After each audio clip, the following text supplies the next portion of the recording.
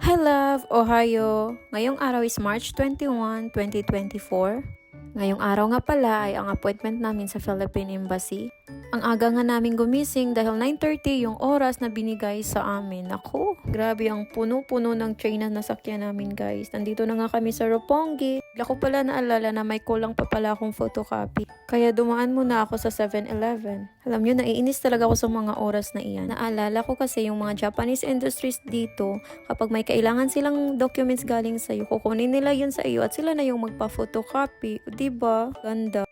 Wala talaga tayong magagawa, Pinas pa din. May nakita nga pala akong saging dito sa daan. For sure, galing Pilipinas talaga to.